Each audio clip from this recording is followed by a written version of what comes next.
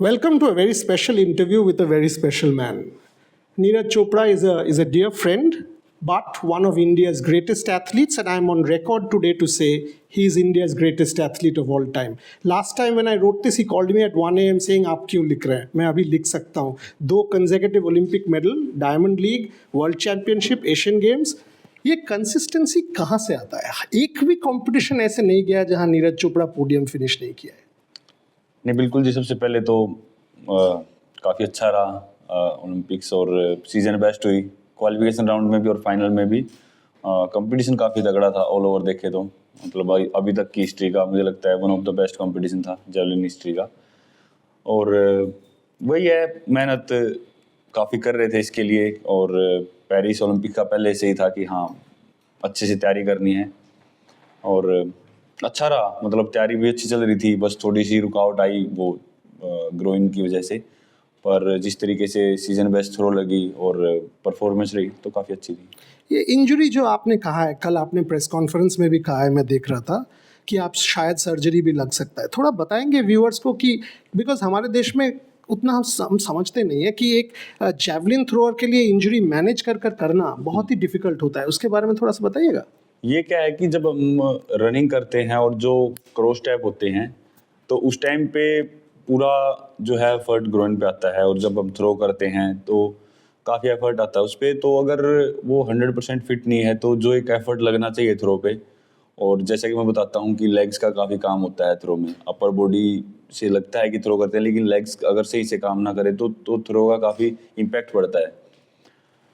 तो ये पिछले साल ही हम कुछ डॉक्टर्स से मिले थे, तो उन्होंने MRI वगैरह करके देखा था, तो यही एक डिसीजन हुआ था उनका कि शायद से सर्जरी करना पड़े. और वो मेरा डिसीजन था कि मुझे क्या करना है उस टाइम पे. तो इस चीज़ के बारे में मैंने फिर बात ही नहीं की, क्योंकि वर्ल्ड चैम्पियनशिप थी बुडापेस्ट में, और फिर उसके बाद भी इतना टाइम नहीं था क्योंकि फिर पेरिस के लिए तैयारी करनी थी.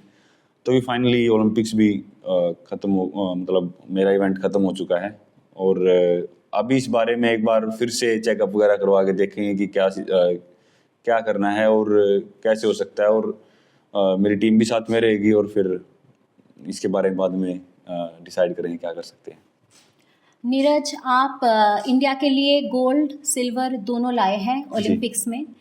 लेकिन बहुत बारी ऐसा होता है, जैसे ये ओलंपिक्स में भी हुआ है, कि एथलीट 4th पोजीशन में आ जाते हैं. इसका मतलब ये तो नहीं कि वो लेस कम्पिटेंट है, और हम सभी जानते हैं जो गेम्स कवर करते हैं कि कुछ टेक्निकलिटीज़ इन्वॉल्व होते हैं, लेकिन फैंस बहुत इमोशनल हो जाते हैं. और that's not a bad thing. Fans love their athletes, इसीलिए इमोशनल भी हो जाते हैं. लेकिन जब एथलीट को ट्रोलिंग या अब्यूज़ का शिकार होना पड़ता है तो एथलीट को बहुत बैडली अफेक्ट करता है वो. तो आप अपने फैंस को, क्योंकि आप बोलिएगा तो शायद फैंस और पब्लिक सुनेंगे भी, आप क्या बोलना चाहेंगे फैंस को इस बारे में? मैं उनको ये बोलना चाहूँगा कि बिल्कुल उनका वो जायज़ है, क्योंकि जिस तरीके से वो फॉलो करते हैं देखते हैं तो कोई बात नहीं. लेकिन मैं ये बोलना चाहूँगा कि ओलंपिक जैसी जगह पे एटलीस्ट मत करो, क्योंकि एथलीट को अपने आप को प्रूव करने के लिए 4 साल फिर रुकना पड़ेगा. तो आप डायमंड लीग है या जैसे मेरे लिए या दूसरे कोई कंपटीशन है, ताकि आपके पास 1 महीने बाद फिर से कुछ हो करने के लिए एथलीट के लिए. वरना वो फिर जो ट्रोलिंग है और वो चीज़ें हैं वो काफ़ी लंबे टाइम तक आपको साथ में लेके चलनी पड़ेंगी, जो एथलीट इस चीज़ को दिल पे लेता है. तो वही है कि अब किसी का यहाँ पे 4th पोजीशन रह गई है, जो मेडल आउट हो गए थोड़े से उससे, तो उनको 4 साल का वेट करना पड़ेगा, और ये बात उनके मन में बैठ जाएगी, यार ऐसे ऐसे हुआ था, 4th रह गई थी, तो क्या कर सकते हैं अभी आगे. तो बिल्कुल आपको नाराज़गी दिखानी है, आप हर इवेंट उनके फॉलो करो और तब वहाँ पे परफॉर्मेंस देखो, क्योंकि ऐसा नहीं है कि काफ़ी इवेंट ऐसे हैं जहाँ पे वो बहुत अच्छा करते हैं. बिल्कुल मैं कंपैरिजन नहीं कर रहा ओलंपिक्स और दूसरे इवेंट्स का, लेकिन एक ओलंपिक्स का सबसे बड़ा चैलेंज ये भी है कि 4 साल में आता है, और वर्ल्ड के बेस्ट एथलीट यहाँ पे होते हैं. और वही, जैसा कि मैं हमेशा बोलता हूँ, दिन पे डिपेंड होता है. ऐसा ये तो हमारे एथलीट ऐसे हैं कि जो शायद से हम सोच रहे थे कि मेडल जीतेंगे या अच्छा करेंगे, लेकिन आप अगर देखोगे हर एक गेम में, हर एक स्पोर्ट में, तो आपको ऐसे भी बहुत सारे एथलीट मिलेंगे जो ऑलरेडी गोल्ड के दावेदार माने जा रहे थे या मेडलिस्ट माने जा रहे हैं अपनी कंट्री के, लेकिन वो भी इतनी अच्छी परफॉर्मेंस नहीं दे पाए वर्ल्ड के बेस्ट एथलीट होके भी. तो ये 4 साल में जो एक छोटा सा टाइम मिलता है उसी के अंदर आपको परफॉर्म करना है, और वो काफ़ी बड़ी एक चैलेंजिंग बात होती है।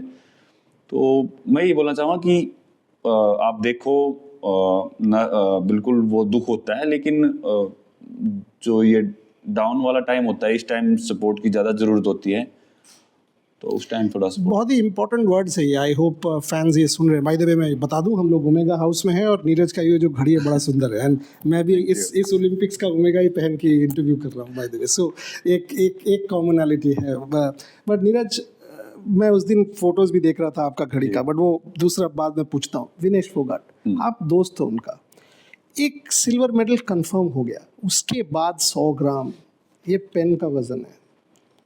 प्लीज। बिल्कुल, देखो ये तो हमेशा बात होती है जैसे हमारी भी कि रेसलर्स के लिए, बॉक्सर्स के लिए ये बहुत ही बड़ा एक चैलेंज होता है वेट का, और वो मतलब पर्सनली मुझे देख के बहुत ही अजीब फील होता है तब जब सभी डाइनिंग एरिया में खाना खाने जाते हैं या सभी अपना प्रिपरेशन कर रहे होते हैं और रेसलर्स और बॉक्सर्स अपना वेट घटा रहे होते हैं सोना सूट पहन के। और वो तो जिस तरीके से विनेश जी ने शुरुआत की स्टार्टिंग में ही यूई सुसाकी को हरा के, और फिर जिस तरीके से आगे बढ़ रहे थे, तो मतलब सबको सिल्वर के में सबको गोल्ड ही लग रहा था, क्योंकि यूई सुसाकी को हराना इसका मतलब आपका गोल्ड ऑलरेडी हो गया है। तो वो माइंडसेट और वो ट्रेनिंग जो है उनकी उस लेवल की थी इस बार। पर वही है, पता नहीं मतलब अपनी तरफ से उन्होंने पूरी कोशिश की होगी, सब कुछ अच्छे से रहे, और पता नहीं फिर भी शायद से वो इस लेवल पे आके वो 100-150 ग्राम अटक गया कि उसके बाद कोई चांस ही नहीं बचा था, और वो शायद ज़्यादा रिस्क हो जाता कि अगर और कुछ डिसीजन लेते। तो उन्होंने पूरी कोशिश की, बाल भी काटे या जो भी डिसीजन लेने थे वो लिए, पर पता नहीं ये बहुत ही कम ऐसे चांस होते हैं। लेकिन मुझे पर्सनली ऐसा लगता है कि यार वो डिजर्व करते थे यहाँ पे जीतना। आपका बात हुआ? और नहीं, मेरी अभी तक बात नहीं हो पाई, लेकिन वो डिजर्व करते थे, और जिस तरीके से उनकी पिछली जर्नी रही है ओलंपिक्स की, तो वो उससे और ज़्यादा मन करता है कि यार नहीं, वो उनका सब अच्छे से होना चाहिए था।